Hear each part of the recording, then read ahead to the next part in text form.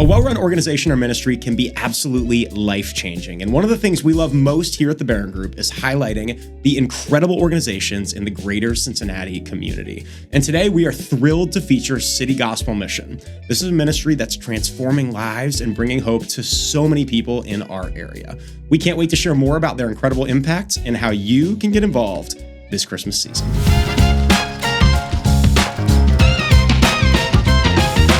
Hey, Danny Barron here. I am a realtor in Cincinnati with the Barron Group, and we are so excited for today's video, highlighting an organization that has now celebrated 100 years of serving right here in our city. City Gospel Mission was an organization founded in 1924, and James N. Gamble of Procter & Gamble was the first chairman of the board. City Gospel Mission exists to break the cycle of poverty and despair, one life at a time. And this is happening right here in greater Cincinnati through its homeless shelter, programs for job training and placement, focusing on recovery from addiction, helping to serve under-resourced youth, and so much more. They collaborate with 2,600 volunteers and 250 churches to uplift over 10,000 people each year, including 3,500 youth. And today, I'm joined by Lucretia Bowman, the Executive Vice President of Community Engagement. We're going to learn more about serving alongside this organization to provide hope to those in need. Well, Lucretia, thank you for being here with us today. Right out of the gates, we want to jump in. If you can give us a peek behind the curtain, can you tell us about the heart behind City Gospel Mission and the organization as a whole? Okay. City Gospel Mission's heart is to break poverty and despair one life at a time. People always think about, what does that really mean? That really means transforming lives. Yeah. That is making disciples. That is the ability to take a person from their total hopelessness and bring them to hope. Take them from hope, give them the help, give them the help, and then give them the heart. You know what I'm saying? Yeah. And then from the heart, that they would be willing to look at how that they go back and help somebody else do the same. Right. And that's through many ways that we do that. We do that through food and shelter. What is food and shelter? I think the word, they call it homeless. You know, they talk about homeless services. But the original desire of that was food and shelter, where we would feed our neighbors and give them a safe place to live. Yep. And then be able to move them through the dynamics of barriers that are that they have reached, or they have gotten into cycles of patterns or triggers or trauma, right, and move them through that. And so one of the things that behind the curtains that we do is then we also have transformational discipleship programming. And so what is that? That is an opportunity for someone to move maybe from homelessness and from, the cycle of poverty, sure, and then move into a more structured environment with people who are going to walk with them every single day and look at their areas in maybe 7 places. Wow. Physical, okay, emotional, educational, or vocational. Because even though you see someone on the street, doesn't mean that they don't have experience. Right. Somewhere something happened.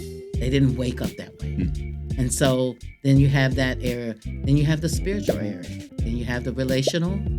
From the relational, you have the stewardship and financial. Yeah.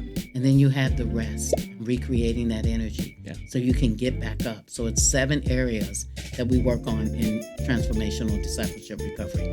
In that space, you move. Then we also have job and networks. It's called JobsPlus right now, and that is to help people get back on their feet about what are you passionate about, right? Because we can all say we love something. Like I look at what you're doing, right? Yeah. You love it, and then you love it. Do you love it enough to do it if it was not even a paycheck? Right. And I think people don't really tap into that enough, where they find what they're passionate about. A true passion area. Yeah. And so hopefully JobsPlus and the network will help them get to that space through testing and classes. And then one of the biggest pieces behind the curtain that I feel like is very important of City Gospel Mission is the preventative piece, which is the youth. Okay. You know what I'm saying? We work with youth. We have a whole youth program, WizKids, Princess Ballet, Little Village, Jeremiah Scholars. So we have, then Rising Scholars. Yeah. So we have a whole, so if we can keep them if we can get them in the preventative mode, we don't have to deal with them in the progressive mode. How are those youth identified? Who are the people that are going through those programs? Those programs are identified by partnerships in different communities of 52 communities within the city of Cincinnati and churches. So the WizKids is strictly a partner with churches. And so Little Village works with mothers or parents, right? That is called Stay and Play.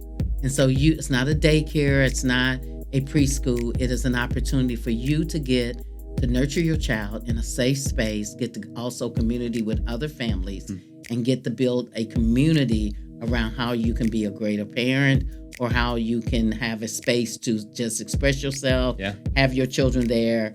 And it's so amazing. And Jeremiah Scholars is a church who has come together with partners who actually give scholarships to high school children going to college. Wow.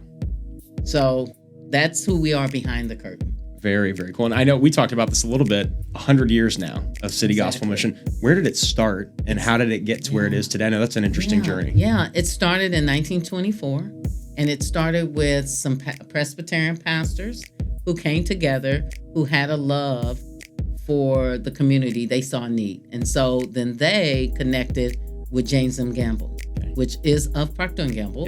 And they all came together and seen the need in Over the Rhine at the time. And on Elm Street, we were at 1419 Elm Street. That's where we started. And they decided to, come together and just feed their neighbors. It started off with just feeding your neighbors. Wow. Simple. Yeah, simple. Just feeding your neighbors. You look back in 1924, see what the historical things are going on, wars and different things, people coming back from war, families trying to make it, coming from the different levels of economy, what was going on. So City Gospel Mission decided to come together and have a mission in Cincinnati. That was a big thing too. There were missions all over, but Cincinnati didn't have one. Interesting. And they felt like as Cincinnati being a big city, they should have a mission. It was a need, yeah. It was a need. So they came together and made it. And then from there, we created an opportunity for shelter for men, just for men. And so that went on for a long time. And then in 1990, when I came, I've been with the ministry since 1997. And in 1997, they had a moment where they realized that they were not serving women. And so my husband and I started a program called Having the Courage to Change in 1995. And so we invited 5 unrelated women into our home, and we worked with them and discipled them. And so City Gospel Mission finally wanted to do it for women. Instead of recreating the wheel, they heard about me from a church called Christ Emmanuel Christian Fellowship. And Ed Perrine at the time was the leader. He came and talked with me and asked me, would I be willing to date them? Or at least give them some practical ways on doing it. And so I did. And then next thing I know, we dated for a while, then we married, and then we merged. And so that kind of brought on the transformational recovery piece for women. So they already had men in homelessness, and then they had women in recovery. And so we progressed into that. And then next thing you know, we also then in 2001, we merged with City Cure. City Cure, which was its own leg of youth ministry, City for Christ. We merged with them. And so City Gospel Mission has become, and then in 2012, we merged with JobsPlus. So City Gospel Mission has been one ministry. Instead of recreating the wheel, kind of accumulate other ministries on the way. You know what I'm saying? Which honestly, if you look at the gospel, isn't that really what the gospel should be about? I don't need to have my own.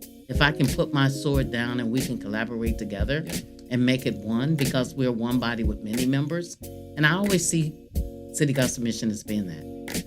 We're one body, but we got many members. That's right. And so we work together collaboratively. And so over the 100 years, they have went from that to this. And now the next piece we're doing is affordable housing. I was going to say, that's our next topic. Why don't you get into it and tell us what City Gospel Mission is doing right now? The initiative right now for City Gospel Mission, the next new initiative is affordable housing, meaning when you look at a program or a mission that has went from serving the homeless through all the dynamics, right? Now you're going to serve them through giving them stable homes.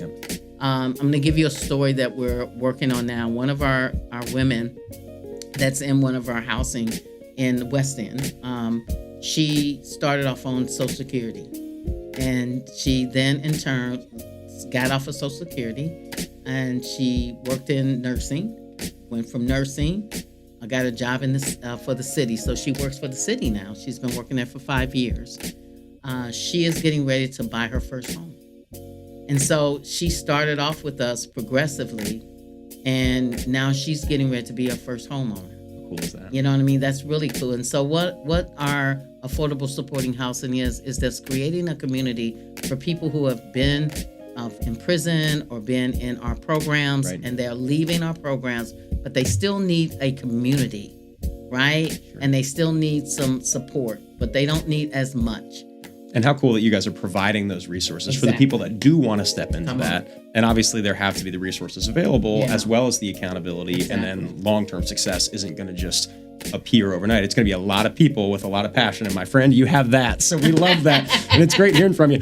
Really quickly, is there anything else or other initiatives you want to highlight right now? You talked affordable housing. Any specifics on that or other initiatives here as we're getting into Christmas 2024? Yeah, right now we have an opportunity. We're building. We already have one. We have 2 homes in Westwood that we've launched. We have one in Clifton. Very cool. We have one in Over the Rhine on Magnolia. And then we have an opportunity to take. I just finished building a $6 million project for women's ministry for the women's program. How cool. We have 3 undeveloped houses that we're going to take those homes and now create 12 urban apartments. Wow.